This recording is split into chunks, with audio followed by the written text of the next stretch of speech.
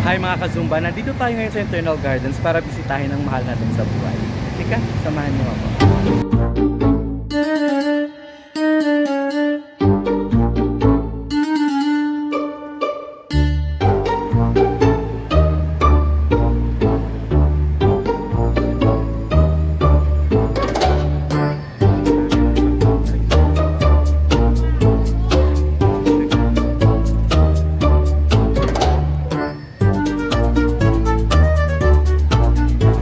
Dito lang yan banda. Alam ko malapit yun sa chapel. Paglampas sa chapel, sa may dulo, merong malaking puno. For sure malaki na yung puno na yun.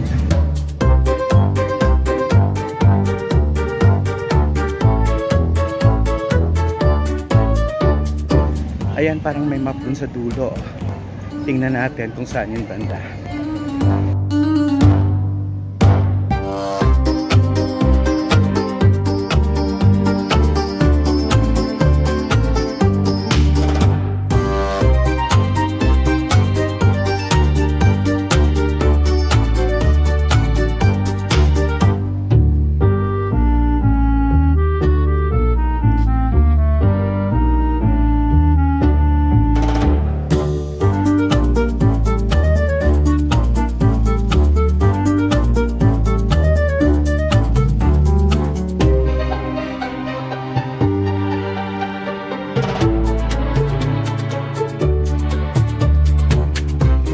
Mas pa yata.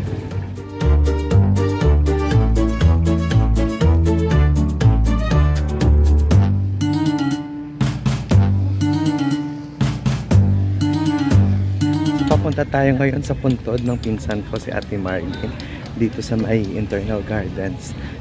Hopefully alala ko pa at ma-recognize ko pa kung saan siya banda. Parang nawawala na ako.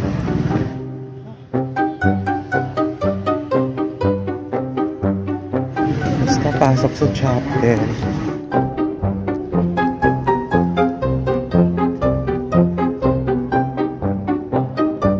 Diretso lang yun eh.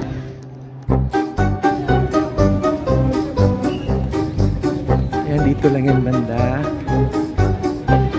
Ayan, yan na yung chapel yung going na sa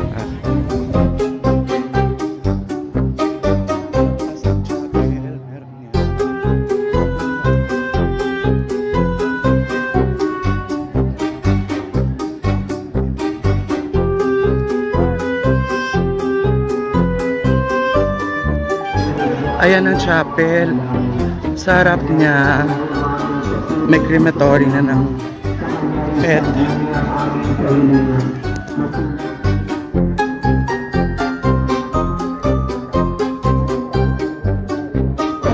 Diretso lang yan dun sa puno na yun.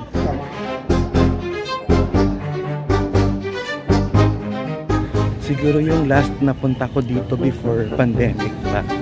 So, after pandemic, ito yung next na pasyal ko sa Undas kay Ate Marlene. Dito lang yun eh.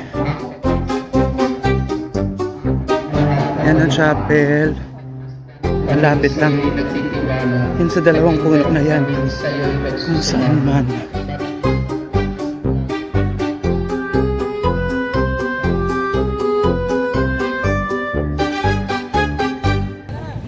Malapit na lang tayo for sure.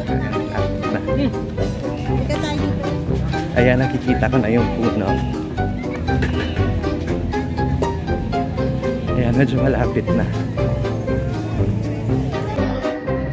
Nga po ako. Baka nandito kasi napapa. Basta sa may puno yun. Ayan, ito nga yun. Parang ito nga yung puno ito. Medyo malaki ang mga katabi niya, pero ito yun. Alam ko, ito na yun. Wala na ako.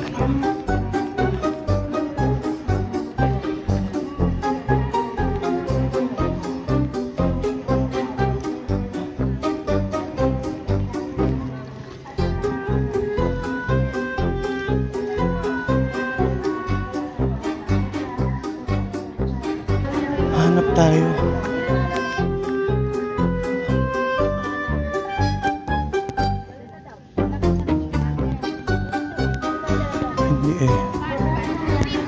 dulo.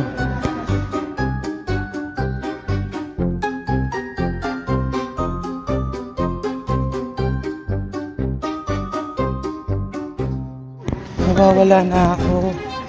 Ha? Ito yata yun. Ha?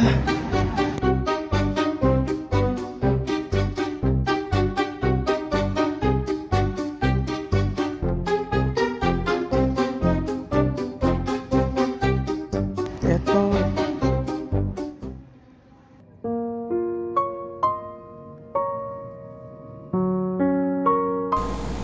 Standing here in front of Manang Marlene's grave, I am reminded of how fleeting time truly is. She was my cousin, but more than that, she was my best friend. She had a quite creative soul, always sketching, always drawing. In every line and shade, she captured a piece of the world the way her heart saw it, things words could never fully express. She was taken from us too soon. She became ill, and though she wasn't able to finish school, she left behind lessons far deeper than any classroom could teach, about kindness, simplicity, and finding beauty in the smallest of things. Standing here today, I realize that graves are not just places of endings. They are spaces of remembrance, where love and memory continue to meet, and where the lives we've lost quietly guide us still. This moment is not only for her, but for all my departed loved ones, especially my parents, whose love still guides me in ways words cannot explain. To all of you who have gone ahead, know that you are not forgotten. You live in every story told, in every act of kindness, in every quiet moment when we remember you. In the end, life is not measured by how long we stay, but by how deep we have loved, and how beautifully we have been remembered. Rest well, my loved ones. Your stories remain written in my heart, and I will carry them with me always, with love, with gratitude, and with peace.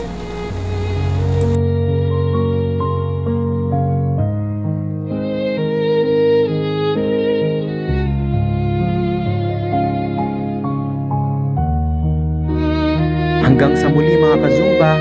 Bye!